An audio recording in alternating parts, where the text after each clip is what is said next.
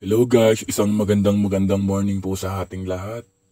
So ito po yung aming panahon ngayon, medyo maulan guys.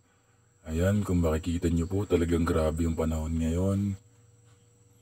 Bali ang activity po namin for today's, ipa-plug man po namin yung pinakamalaking transformer guys na nagtumitimbang po siya ng 80 tons po.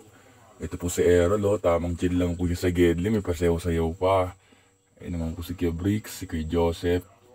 At ito naman po si Ote Pamisan guys, nag-ML lang siya. Di ba ang saya? Tapos ito naman po si Saber pala yung gamit niya rito guys. Napakaangas. Ayun. Tapos tinuro ni Kuya Errol si Kuya Bricks. Mag-selfie daw muna. Ayan sila, di ba ang saya? Kahit na maulan guys, pero kami sama-sama. Tapos ito naman po si Kuya CJ. Ayan po siya. Di ba ang cute niya talaga? Tinuturuan niya po dyan si Kuya Otep. Sabi niya galingan mo para makasabage ka. Ayan guys, napakaangas talaga nilang dalawa. Ayan, sabi ni Kuya CJ, sige na galingan mo pre. Tapos tinignan ni Kuya Bricks yung kanyang tapete sa damit guys. Ayun, umes-es na. Tapos after that, andito na po ako ngayon sa may labas na po ng site. Inaabangan ko na po yung pinakamalaking transformer guys.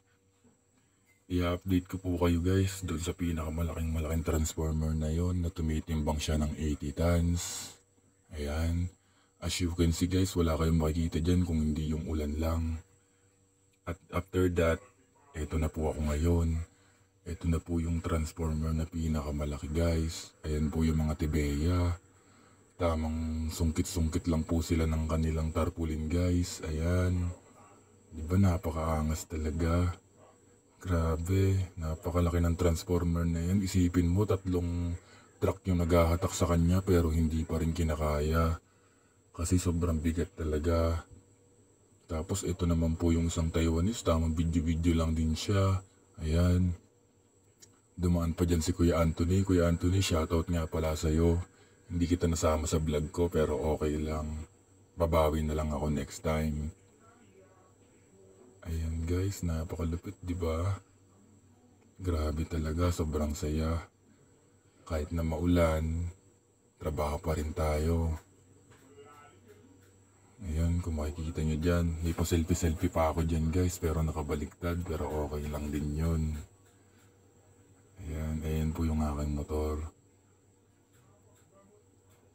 Sipin mo guys, napakalakas ng truck na to pero hindi niya pa rin kinakaya. Kailangan niya pa rin ng suporta. Ayan si Kuya Anthony, nasa Gedli.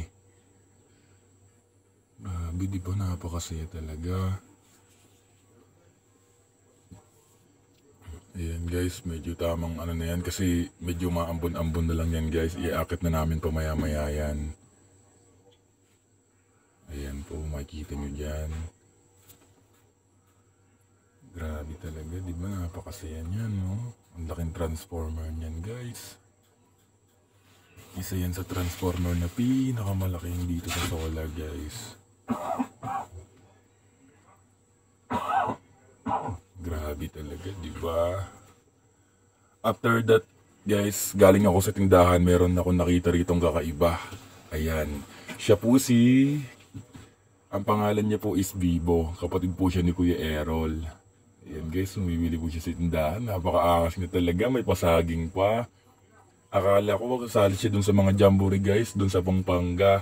Pero hindi pala. Sabi niya maulan daw kasi mainit daw sa katawan yun. Ayun, nag-uusap-usap po sila. Ang sabi niya sa akin guys, videohan ko lang daw siya. Gusto niya yung masaya. Sabi ko naman, sige pala.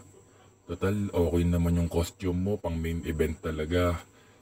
Grabe si Kuya Iboy dyan guys. Napakaangas niya talaga oh. Grabe, ang ganda. Ayan, bumibili-bili lang po siya dyan sa tindahan guys. Shoutout sa iyo Kuya Iboy, kapatid ni Kuya Errol. At ito naman po si Apo Bulaw, na bumibili rin siya. Tapos dumating dyan si Kuya Mark, nakatingin pa. So hanggang dito lang guys, thank you.